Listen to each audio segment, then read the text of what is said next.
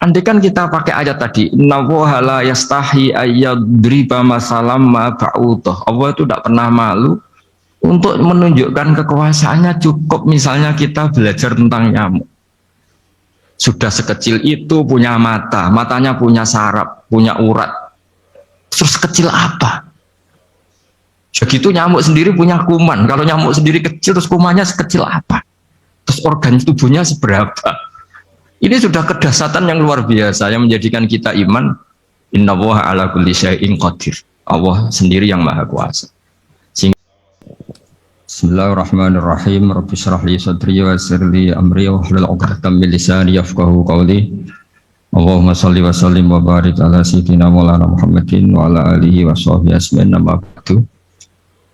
Yang kita hormati bersama, juga saya hormati Ibu Menteri Keuangan, Ibu Hajah Sri Mulyani Indrawati, Bapak Wakil Menteri Keuangan, Bapak Suhaisil Nazara, Bapak Sekjen Menteri Keuangan, Bapak Sekjen Menteri Keuangan, Bapak Heru Pambudi, dan seluruh pejabat dan pegawai lingkungan di Kemenku yang saya hormati, semua teman-teman di DKM Kemenku maupun di seluruh Indonesia yang ikuti ngaji ini yang saya hormati. Saya sudah percayalah bahwa bangsa ini bangsa yang optimis. Tadi Ibu Menteri bilang hasbunallah ni'mal wakil, bahwa pada akhirnya kita akan kembali kepada kekuatan Allah Subhanahu wa taala. Sebelum kita cerita Isra Mi'raj dan inspirasi dari Isra Mi'raj, saya akan memberi analogi ya. Analogi ini akan menolong secara ilmu tauhid, ilmu mengesahkan Allah Subhanahu wa taala. Dan ini menjadi pokok ya dalam pengajaran tauhid. Ini mohon maaf kalau terpaksa saya ngaji model dulu lah, model pesantren ya. Tapi tanpa ngurangi rasa hormat, tanpa ngurangi rasa empati, rasa takdim saya. Teman-teman yang saya hormati semua, karena di sini banyak santri-santri muda.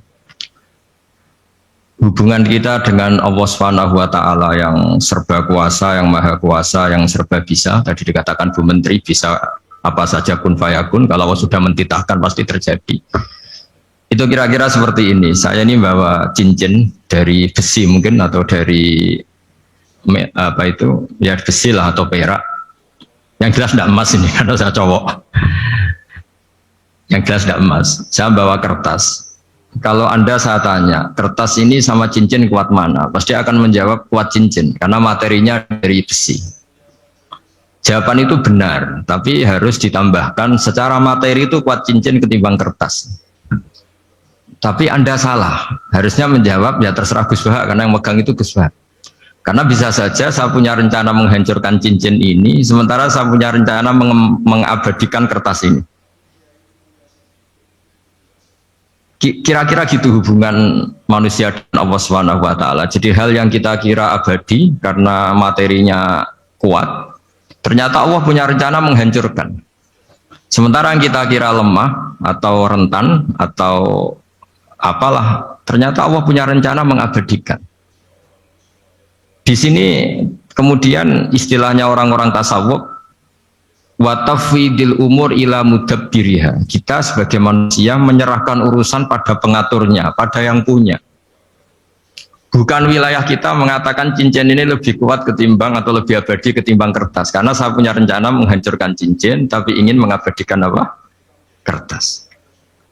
Sehingga tentang pandemi, tentang tragedi sosial, tentang apa saja, kita tidak pernah tahu rencana Allah itu mana yang lebih awet. Jangan-jangan kita takut pandemi, saya berkali-kali ngaji, mati kita kecelakaan. Jangan-jangan takut kecelakaan, mati kita karena ngelindur, tiru kebablasan, nggak bangun. Kita takut mati ngelindur, mati kecelakaan, jangan-jangan mati kita karena likuifaksi, karena gempa atau karena tsunami. Nah, hal-hal seperti ini yang terus menjadikan kita bilang dan berkeyakinan hasbunallah wa ni'mal wakil. Hanya Allah yang tahu dan semua urusan mencukupi kita hanya Allah. Tadi kata Bu Menteri, kita akan menghadapi ini dengan ilmu pengetahuan dan pengalaman. Oke, saya sangat setuju itu. Tapi lagi-lagi bangsa ini dan seluruh tren dunia itu kalau misalnya baru tsunami ya semua orang ramai ketakutannya pada tsunami. Ilmuwan berteori bahwa tsunami siklusnya sekian tahun per sekian tahun. Nanti pas gempa juga gitu, pas likuifaksi juga gitu. Nanti kalau mudik mungkin ketakutan orang sama kemacetan, sama macam-macam lah. Takut kecelakaan laka di jalan dan sebagainya. Sehingga sebelum ngaji ini lebih jauh, pastikan bahwa tidak dalam wilayah kita mengatakan bahwa cincin ini lebih abadi, lebih awet ketimbang kertas. Tapi kita harus menjawab secara materi, cincin itu lebih awet ketimbang kertas. Tapi secara hakikat ya terserah yang mengendalikan, terserah yang punya, rencananya apa. Nah, di sini pentingnya ngaji. Karena dari ngaji itu kita akan kembali ke ma'rifatullah, ngerti Allah yang sebenarnya. Sebab itu di surat Isra disebut pada akhirnya ngaji itu apa? Subhanalladzi asra bi 'abdihi lailam minal masjidil haram ilal masjidil aqsa alladzi barakna haulahu. Tujuan akhirnya linuriyahu min ayatina. Bahwa Mi'raj itu hanya bagian kecil yang dingertikan kita betapa dahsyatnya kekuasaan Allah Subhanahu wa taala. Betapa tidak terbatasnya kemampuan dan kebisaan dan kudrahnya Allah Subhanahu wa taala. Makanya masih dikatakan min ayatina, itu masih sebagian kecil dari ayat-ayatku kata Allah. Lalu dalam surat Kahfi diterangkan, ketika orang kagum dengan Ashabul Kahfi yang bisa hidup tidur dalam keadaan hidup 309 tahun atau Masehinya 300 tahun, kalau Hijriahnya 309 tahun. Itu mungkin kalau kita ilmuwan, ahli baksil ya, atau ahli apalah, itu mungkin lebih kagum tentang nyamuk. Saya berkali-kali bilang, andaikan kita sepakar-pakarnya, terus disuruh bikin nyamuk itu, nggak usah bikin nyata hidup, bikin patungnya saja. Nyamuk itu sekecil itu, kemudian punya jantung, jantungnya punya urat, uratnya punya kuman, kumannya juga punya urat. Bayangkan saja sudah tidak bisa. Sehingga ketika orang tak kagum sama Ashabul Kahfi, kata Allah, am hasibta anna ashabal kahfi warraqi kanu min ayatina ajaba. Apa kamu kagum tentang Ashabul Kahfi dan batu-batu yang dipahat di situ? Bukankah dalam kekuasaan kami ada yang selalu menakjubkan? Artinya, andaikan kita ilmuwan tentang embriologi, tentang hewan, tentang kuman, mungkin cerita tentang nyamuk itu lebih dahsyat ketimbang tidurnya Ashabul Kahfi yang 309 tahun. Karena kemampuan Allah menciptakan nyamuk yang kecil, sangat kecil, super kecil, kemudian kecil itu ya punya jantung tentu lebih kecil lagi, belum uratnya jantung itu, belum nyamuk juga di dalamnya menyimpan calon-calon keturunannya, kayak apa kecilnya lagi. Nah, di sini Allah mengingatkan kita, innallaha la yastahi ayyadriba matsalam ma ba'udatan fama fawqaha. Allah tidak pernah malu jika dalam menunjukkan kekuasaannya Allah memberi contoh seekor nyamuk. Karena nyamuk ini andaikan kita, tadi saya ulang lagi, andaikan kita ilmuwan yang nekuni itu, strukturnya bisa melihat, bisa nyari pasangan hidupnya, dan bisa hamil, bisa melahirkan, atau bisa menelur, dan sebagainya. Maka kita akan kagum sekagum-kagumnya betapa kita di depan kekuasaan Allah Subhanahu wa taala tidak siapa-siapa, dan akhirnya kita ikrar-ikrarnya asyhadu alla ilaha illallah, bahwa tidak ada kekuasaan selain kekuasaan Allah Subhanahu wa taala. Lalu kenapa nyamuk itu tidak menjadi perhatian publik? Ternyata kita dibodohkan oleh kepentingan kita sendiri. Karena dari awal kita nganggap nyamuk itu problem, penyakit. Ya sudah, bawaan kita mungkin cari obat supaya bisa membunuh nyamuk itu. Atau melihat nyamuk itu sebagai problem, bukan sebagai ayatun min ayatillahi ta'ala, sebagai tanda-tanda kebesaran Allah Subhanahu wa ta'ala.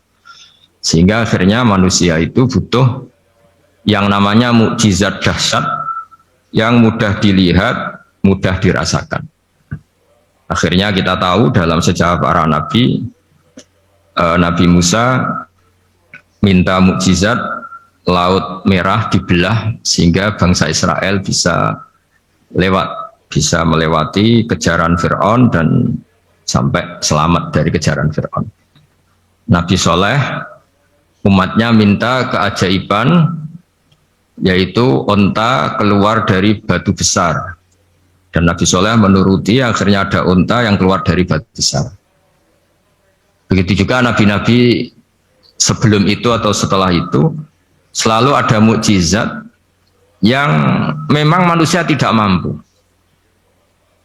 Nah, kata tidak mampu ini yang semua umat para nabi tidak akan seunggul umat Nabi Muhammad SAW. Karena kita sebagai umat Rasulullah SAW untuk merasa tidak mampu itu tidak harus hal-hal seperti membelah laut, tidak harus hal-hal seperti onta keluar dari batu, tidak harus hal-hal yang dahsyat kayak tongkat Nabi Musa menjadi ular besar yang menelan semua sihir-sihirnya Fir'aun. Kita sebagai umatnya Nabi selalu tiap hari bilang innallaha ala kulli syai'in qadir, hanya Allah yang mampu. Allah mampu atas segala hal. Melihat nyamuk kita iman, melihat hal-hal kecil, karena kita ketika melihat nyamuk itu mesti kita itu kok hebat nyamuk, tanpa rapat, tanpa ada gaji dari Kemenku bisa populasinya dijaga. Padahal musuhnya banyak. Musuhnya nyamuk itu umat manusia yang katanya makhluk paling cerdas di dunia. Tapi tidak juga bisa menghabisi nyamuk. Mungkin mereka juga patrus untuk menjaga ketahanan populasinya. Jadi andaikan kita pakai ayat tadi, innallaha la yastahi ayyadriba masalam ma ba'udah. Allah itu tidak pernah malu untuk menunjukkan kekuasaannya. Cukup misalnya kita belajar tentang nyamuk. Sudah sekecil itu punya mata, matanya punya saraf, punya urat. Terus kecil apa? Begitu nyamuk sendiri punya kuman. Kalau nyamuk sendiri kecil, terus kumannya sekecil apa? Terus organ tubuhnya seberapa? Ini sudah kedahsyatan yang luar biasa yang menjadikan kita iman. Innallaha ala kulli syai'in qadir. Allah sendiri yang maha kuasa. Sehingga kembali ke tadi, peristiwa Mi'raj yang super dahsyat pun kata Allah masih dikatakan linuriyahu min ayatina, hanya untuk menunjukkan sebagian dari ayat-ayatku, bukan mewakili semua ayat-ayat kekuasaan Allah Ta'ala, tapi sebagian. Min itu tab'id, sebagian. Lalu sebelum kita jauh belajar, kita sendiri juga, saya sendiri masih belajar kehebatan Rasulullah SAW, Nabi akhir zaman. Kenapa hebat? Itu diantaranya adalah karena mukjizat tongkat itu pada akhirnya diletakkan di museum. Orang melihat, terus gaya-gayanan kuat ke Turki, atau bisa melihat langsung di museum. Dan setelah melihat, kadang-kadang kita ragu, masa tongkat ini betul itu. Kalau setelah misalnya yakin, bisa dipakai lagi enggak ya? Jadi hal-hal yang mengundang pertanyaan sekaligus keraguan. Beda dengan ajaran Rasulullah Muhammad SAW. Ketika Nabi cerita betapa kekuasaan Allah itu super dahsyat, buktinya ya nyamuk tadi.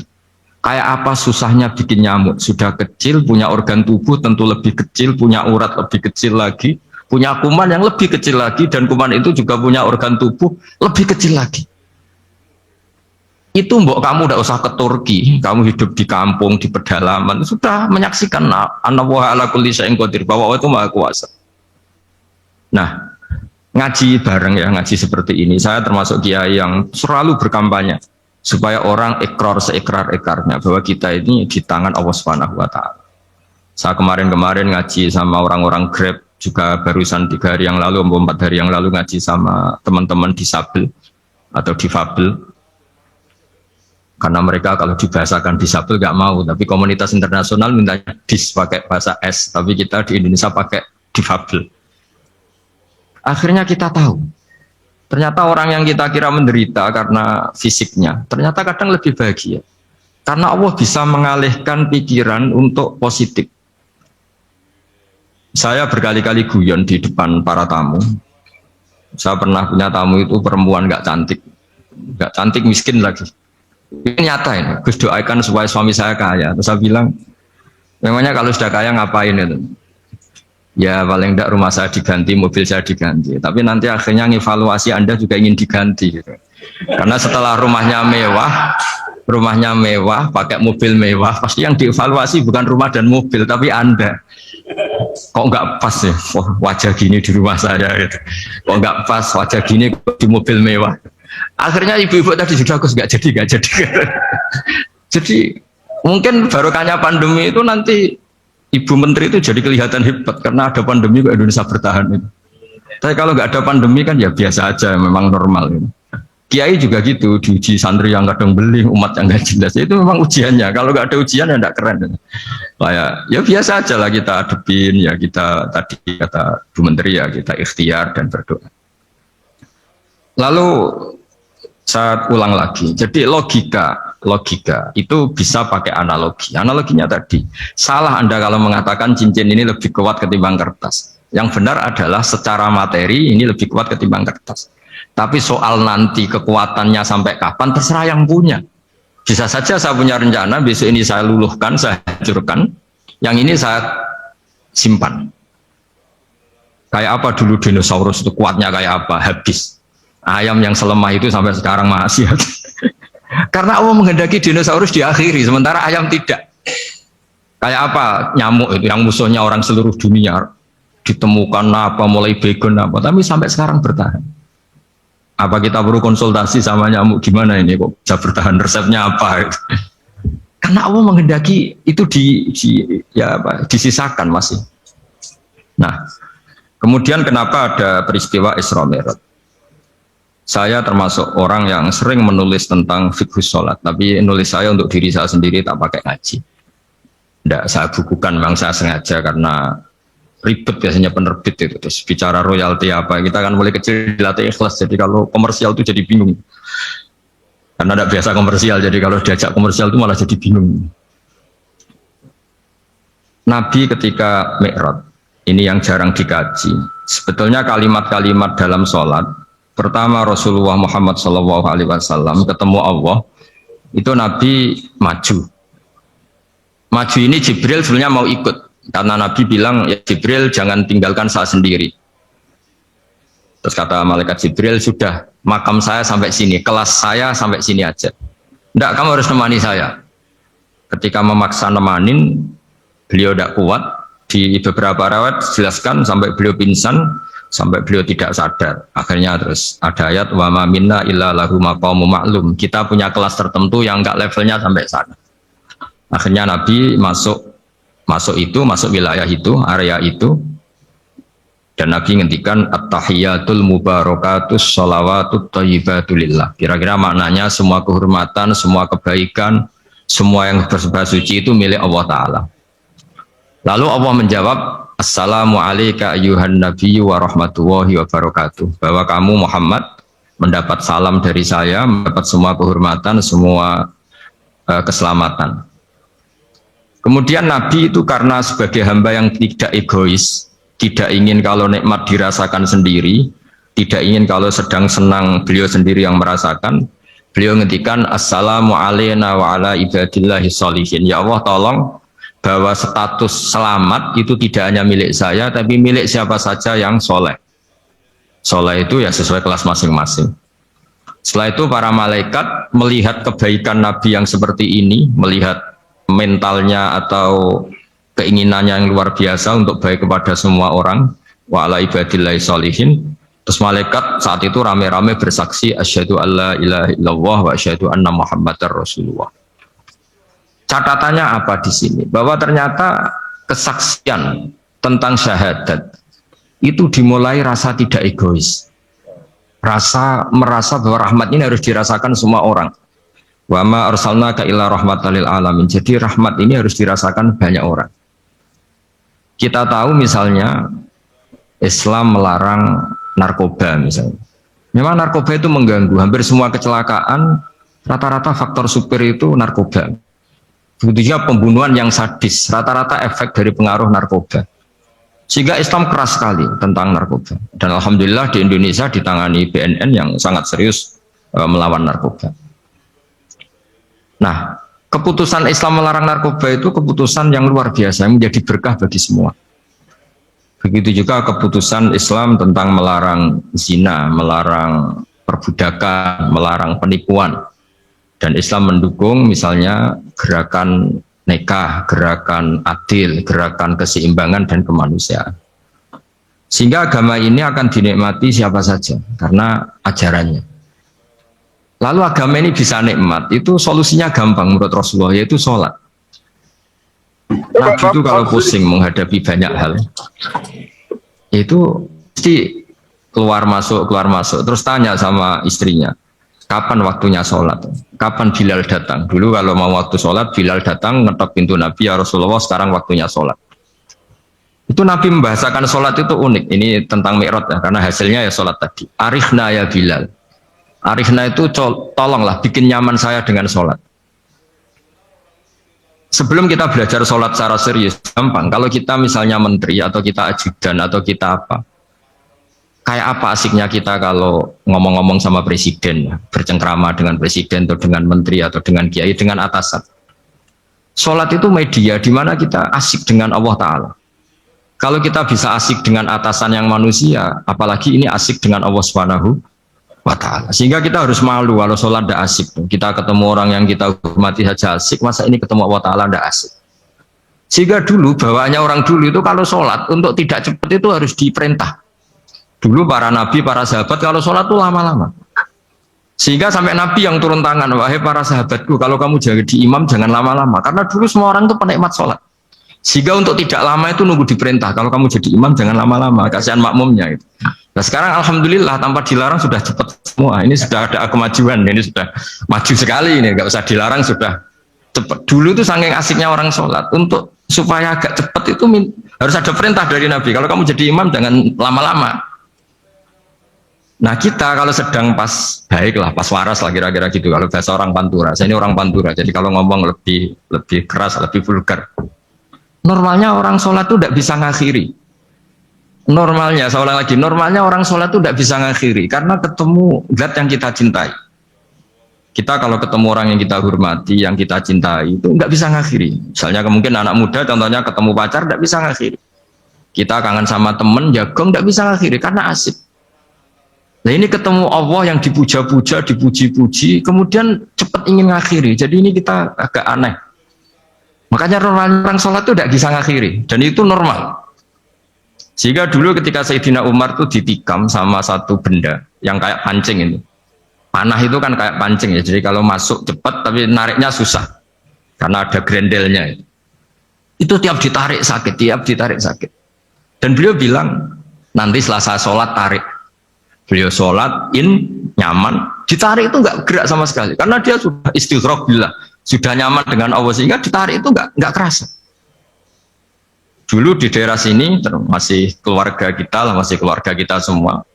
Ada seorang wali jadi imam masjid. Itu di PHK sama takmirnya karena ketika sujud dia asik terus lama sekali. Sampai 30 menit. Sampai santrinya bilang, "Mbah, sampun." Setelah itu rapat dihentikan. Ditanya, "Kenapa Mbah sujud begitu?" "Saya tidak bisa mengakhiri orang nikmati sujud kemudian ingin berhenti." Nah, Sayyid Ali Zainal Abidin yang populer, cucunya Rasulullah SAW, anaknya Sayyid Husain, putranya Sayyid Husain. Itu bapak saya kalau cerita, beliau itu sebetulnya sholat itu hanya ingin 2 rakaat. Setelah sholat 2 rakaat, ya Allah sebagai hadiah nikmat saya sholat 2 rakaat karena asik dengan engkau, saya akan syukur lagi sholat 2 rakaat. Akhirnya ketika nikmati sholat, dia sholat lagi 2 rakaat sampai akhirnya 1000 rakaat. Itu tanpa rasa capek, karena merasa keasikan. Masa momen seasik ini kemudian saya tinggalkan ya Allah, akhirnya sholat lagi. Sehingga ada seorang wali ditanya, "Kamu ingin masuk surga?" Tanya, "Di surga ada sholat enggak?" "Enggak ada," katanya. "Wah, kalau enggak ada sholat, saya enggak masuk surga." Terus dibilang, "Ya sholat aja." Terus dia mau masuk surga. Kalau kita akan kebalikan, kita ini masuk surga itu sebetulnya kita ngawur sekali. Mengawurnya adalah, masuk surga, ada sholat lagi, gak ada puasa lagi. Jadi ini kan, kita ini jadi makhluk yang aneh. Jadi kita ini masuk surga senang karena sudah ada kewajiban apa? Sholat. Jadi ini agak aneh. Sesuatu yang menjadikan kita masuk surga, tapi sesuatu yang kita benci setelah masuk surga. Asiklah di surga karena tidak ada sholat. Nah, apapun kondisi kita harus latihan kita entah seberapa kadarnya ingin niru Rasulullah SAW ketika ngendikan wa qurratu aini fi sholat, nyamanku hatiku tentram kalau saya pas sholat. Sehingga tadi sudah saya katakan tadi, dulu itu untuk menghentikan sholat itu susah, sampai Rasulullah sendiri yang merintahkan, hei para imam kalau sholat jangan lama-lama. Kalau sekarang, andai kan Nabi hidup di zaman sekarang, pasti tidak ada pengumuman itu, karena semuanya sudah cepat ya. Malah super kilat itu. Ada yang terawih 20 rakaat hanya berapa? 8 menit dulu. Itu kan 7 menit itu. Nah kalau sampean tanya saya, kenapa sholat begitu asik? Yaitu tadi kita diajari analogi. Analogi itu ya kias. Jika kita bisa asik ngomong sama orang yang kita cintai, bisa orang tua, bisa anak, bisa cucu, itu rasanya mengakhiri itu nggak bisa. Karena bawaannya asik gitu. Apalagi ini kita munajat bercengkrama dengan zat yang kita butuhkan sebelum kita ada, sampai setelah kita ada, sampai setelah kita tidak ada. Kita semua akan hasbunallah wa ni'mal wakil. Sehingga dulu bawaannya orang dulu itu, saya cerita sedikit. Ada orang mau meninggal, namanya Umar bin Abdul Aziz, itu khamisul khulafa, orang yang terkenal adil. Ketika mau meninggal, senangnya bukan main. Ditanya, kenapa engkau senang? Memangnya kalau saya mati mau kemana? Ketika saya hidup dengan segala nikmat itu ya karena Allah Ta'ala. Saya nanti mati ke zat yang sama, dikelola oleh zat yang sama, yaitu Ar-Rahman Rahim. Dulu saya disayangi Allah, paling setelah mati juga disayangi Allah, karena yang jadi Tuhan setelah mati Tuhan yang sama ketika di dunia, yaitu Rahman Rahim. Cerita legenda yang lebih dasar dari itu masyhur itu Jalaluddin Ar-Rumi. Ketika dia mau meninggal, semua muridnya nangis, beliau marah. Kenapa kamu menangis? Ya karena guru mau meninggal. Kamu itu ngawur sekali. Saya ini sudah lama menunggu hari seperti ini, bisa ketemu zat yang saya cintai, malah kamu menangis. Ayo kamu nari sebagai pesta kematian saya. Tapi ini nggak bisa ditiru ya, karena kalau kita niru, nggak usah dilarang juga nggak bisa niru kayak kita. Cuma saya maklumatkan jangan ditiru, meskipun nggak usah dilarang juga nggak akan bisa niru. Sehingga orang-orang dulu itu bawaan kalau mau kabundut itu ya asik. Rasulullah SAW ketika mau wafat, intaqala ila rafiqil a'la, itu ditanya sama istri-istrinya, lalu engkau mau kemana? Kata Nabi, sebelum sekian hari, beliau setiap khutbah ngendikan, ini ada hamba yang disuruh milih Allah antara di dunia dan bertemu Allah. Kalau kamu jadi hamba itu milih mana? Di dunia yang penuh problem ini, apa milih ketemu Allah yang Rahman Rahim? Yang hubungannya dengan kamu itu ngasih dan ngasih. Kamu tidak mungkin kan hubungan dengan Allah memberi, kamu bisa apa? Kita hubungan dengan Allah pasti hanya mendapat, dikasih nyawa, dikasih oksigen, dikasih bumi tidak bayar, dikasih air juga tidak bayar. PDAM dikelola siapapun bayar, oksigen di rumah sakit bayar. Hubungan kita dengan Allah tidak pernah bayar oksigen, tidak pernah bayar sewa bumi, punya kolam renang laut seluas itu ya tidak pernah bayar. Udah gitu kolam renangnya menghasilkan ikan. Kalau kita kan semuanya utang jasa sama Allah, dan reputasi Allah itu dengan kita hanya memberi, tidak pernah meminta. Akhirnya hubungan-hubungan inilah yang menjadikan terus semua sahabat jawab, ya kalau kita jadi hamba itu pasti milik Allah lah. Jadi Nabi itu saking pinternya orang, supaya orang siap dengan keberangkatan beliau itu dibikin satu taksis, satu apa, kalau orang Jawa bilang itu dikai persemon, dikai mukaddimah, supaya orang-orang itu siap kalau Nabi ngendikan. Kalau kamu seorang hamba disuruh ketemu Allah sama hidup di dunia yang fana ini, milih mana? Ya milih ketemu Allah. Ketika akhirnya Rasulullah wafat, ternyata orang itu adalah Rasulullah. Ya akhirnya sahabat bilang, ya iyalah, masa dengan kita sama Allah milih ketemu kita, pasti milih ketemu Allah. Nah, sholat itu mi'rajul mu'min, sholat itu adalah cara seperti itu. Kita manja dengan Allah meskipun dengan segala problem, ketika itidal kita tetap memaklumatkan Rabbana lakal hamdu mil'us samawati wa mil'ul ardi wa mil'u ma syi'ta min syai'in ba'du. Engkau zat yang selalu layak dipuji di langit maupun di bumi. Dan langit bumi ini karena terbatas masih ditambahi wa mil'u ma syi'ta min syai'in ba'du. Dan seluas apa saja engkau kehendaki. Apapun hebatnya langit bumi ini tetap terbatas, ada ruang dan waktu. Maka ditambahi wa mil'u ma syi'ta min syai'in ba'du. Dan segala puji ini memenuhi semua yang engkau kehendaki. Saya berkali-kali bilang kalau hubungan dengan Allah nyaman, caranya gitu. Kalau kita sakit, bayar oksigen. Kalau kita butuh air, bayar PDAM. Allah itu tidak pernah nyuruh kita bayar.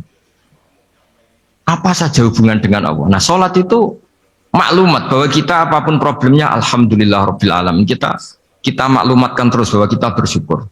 Lalu kita Rabbana lakal hamdu.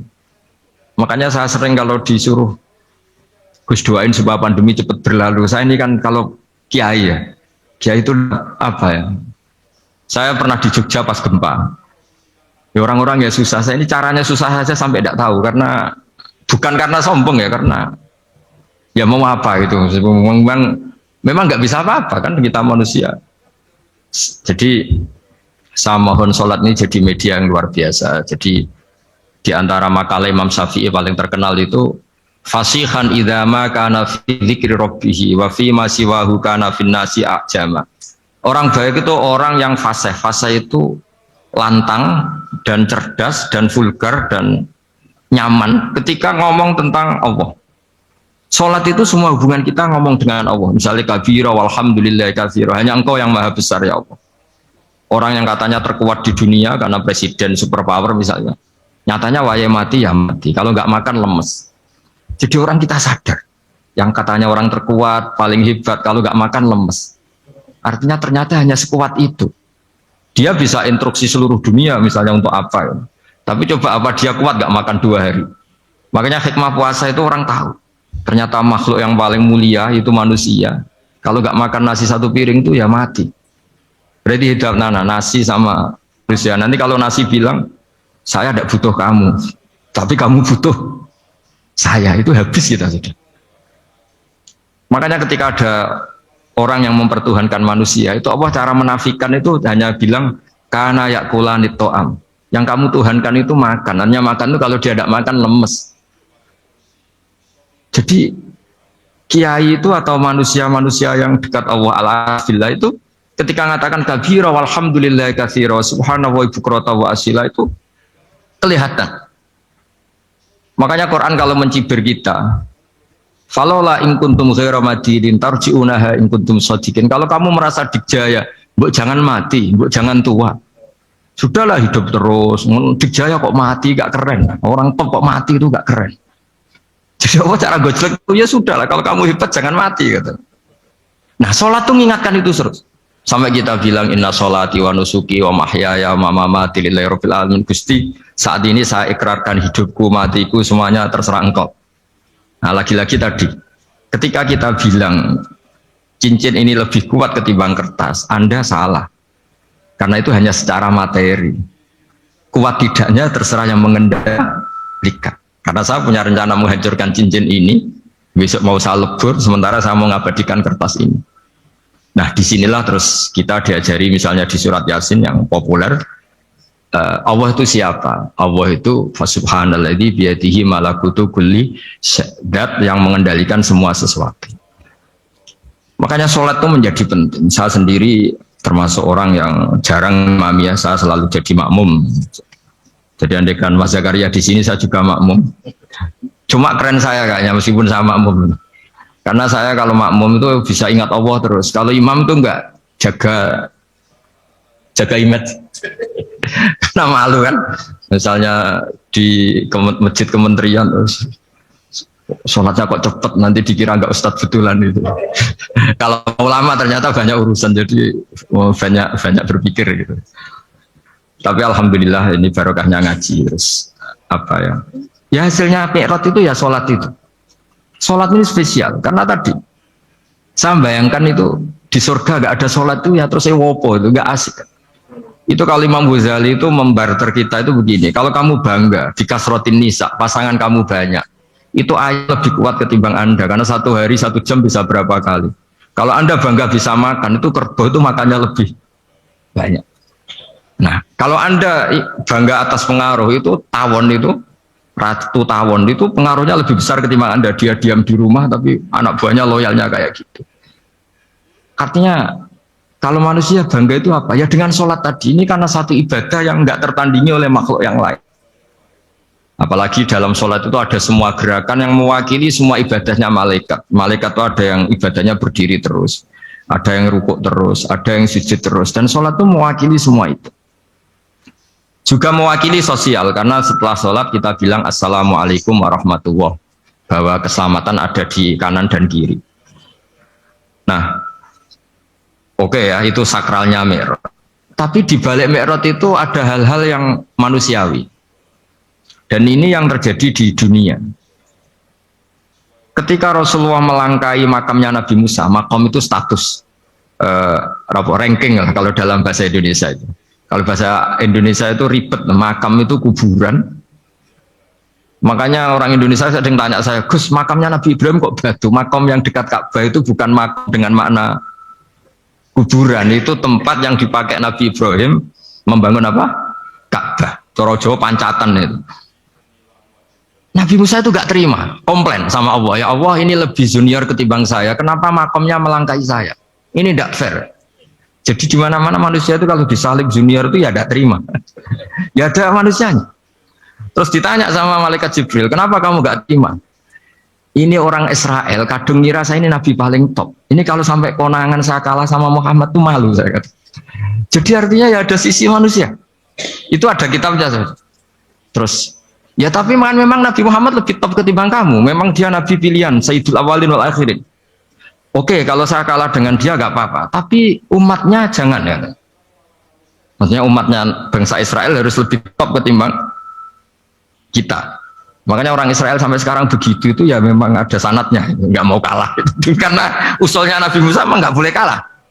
Terus kata Allah, ya gak bisa. Memang yang paling top tetap umatnya Muhammad, bukan umat kamu. Tetap kamu kalah. Sehingga setelah kalah dan menang itu kita terus tidak tahu. Misalnya begini ya, penemu komputer atau penemu mobil sama yang beli mobil itu hebat mana? Kalau bicara keilmuan ya hebat penemunya.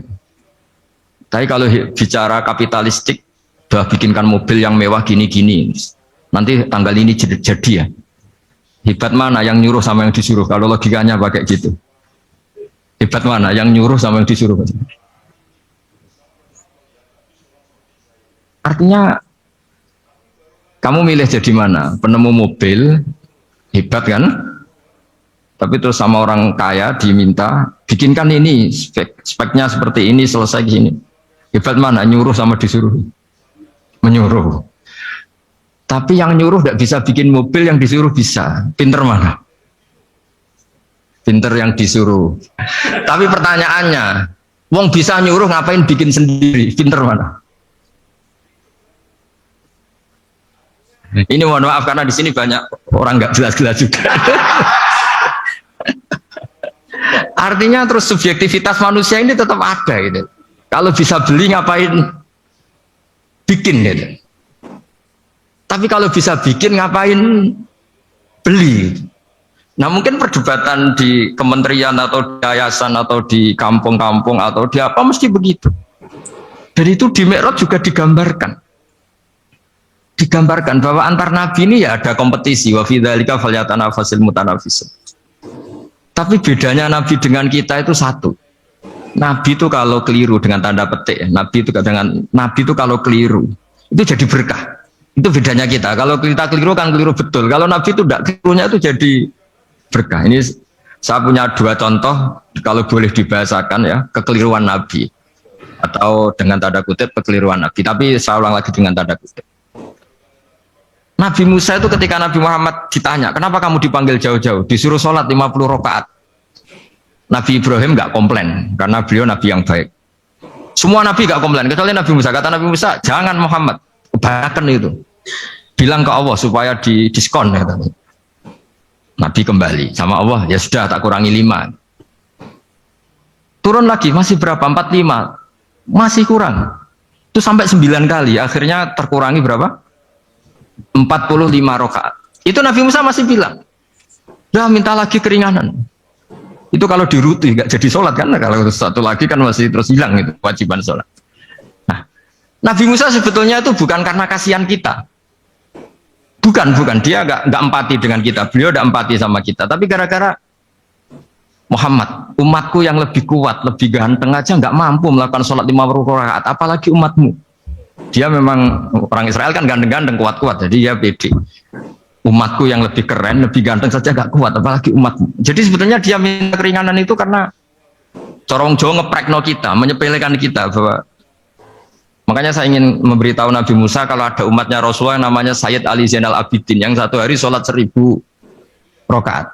Jadi nanti kalau ketemu Nabi Musa, ini 50 aja, ini kuatnya malah 1000. Nah akhirnya, tapi barokahnya Nabi Musa yang sentimen ini, sholat gak jadi 50 tapi 5. Itu bedanya Nabi sama kita. Ada contoh lebih ekstrim, kelirunya Nabi itu Nabi Yunus. Nabi Yunus, tapi keliru yang barokah, saya ulang lagi.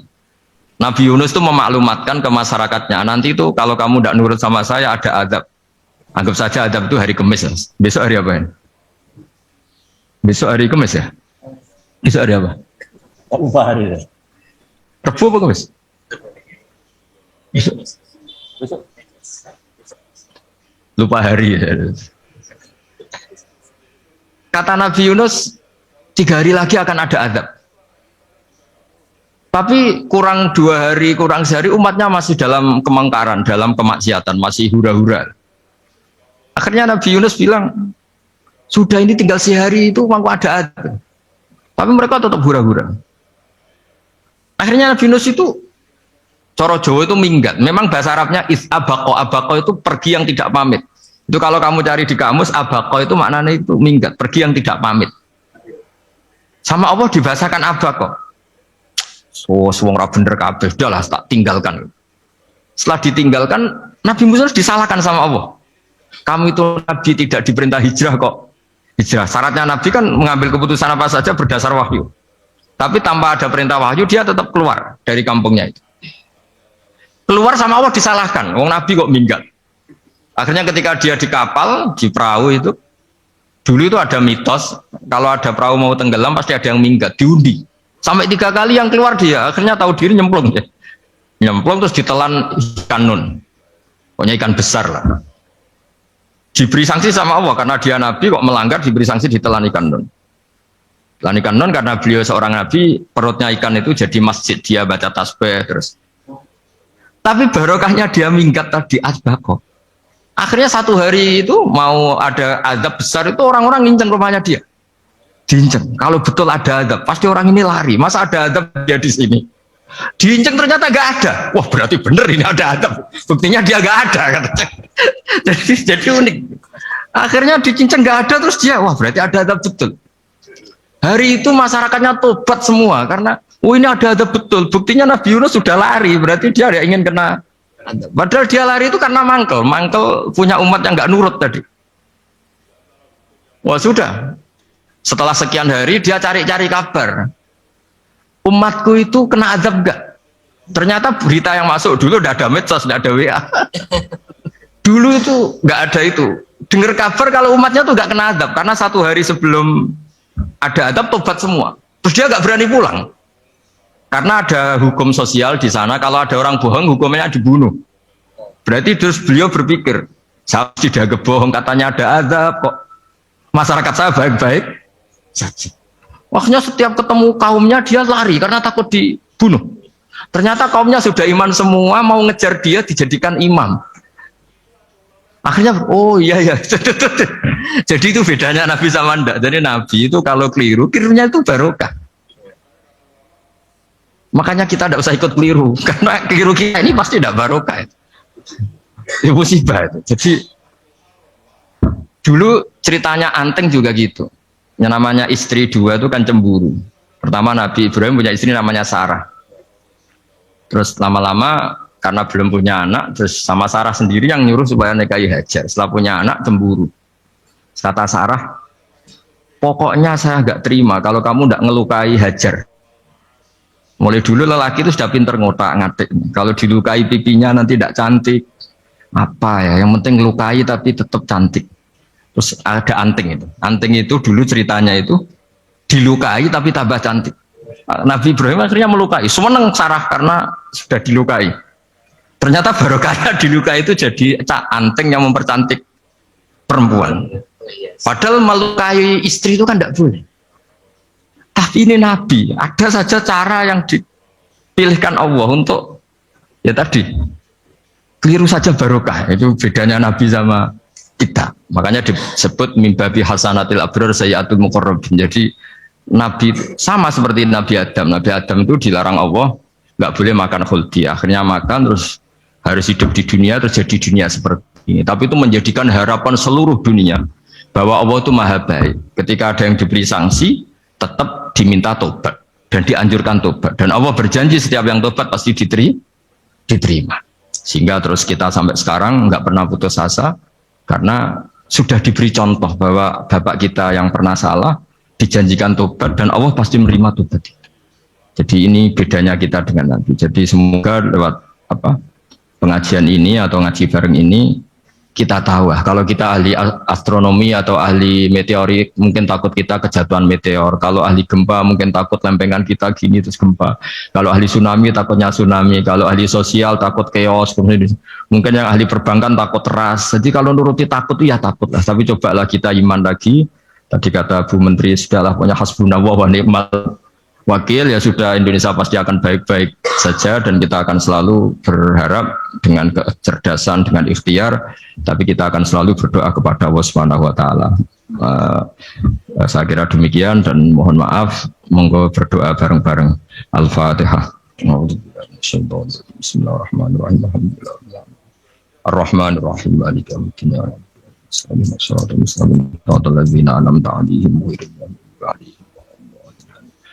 Bismillahirrahmanirrahim. Nahmaduka ya wali wa hamidu wa salli wa sallim wa barik ala sayyidina Muhammad wa ala alihi wa barik wa sallim asma'in wa salli ala anbiya'ika rusulika asma'in Allahumma ij'alna ya wa ahla baldatina aminina mutma'innina alladhina la khaufun alaihim wa lam yahzanun waj'alna salimin wa nimin mu'afin min kulli bala'id dunyal akhirah waj'al ya Allah salamatana salamatan yusla biha kitabukal karim wa salamatan ya Allah nazkuruka katsiran fi sholatina wa siyamina ya Allah wa taj'alana ya Allah mimman ya'buduka mimman yarjuka mimman yakhafu Allahumma ya ij'al hadhil baldatan thayyibatan mubarakah baldatun thayyibatun wa ghafur bi haqqi tatabi alaika wa na'maika ya Allah wa nahnu nasku ilaika ya Allah du'fana ya Allah wa qillata hilatina fa'adrikna ya Allah daiman wa fi kulli hal bi alaika wa na'maika hatta nakuna ya wa salimin mu'afin min kulli bala'id dunyal akhirah Rabbana atina fid dunya hasanah fil akhirati hasanah wa qina adzabannar sallallahu alaihi wasallam Muhammad sallallahu alaihi wasallam subhana rabbika rabbil izzati amma yasifun wa salamun alal mursalin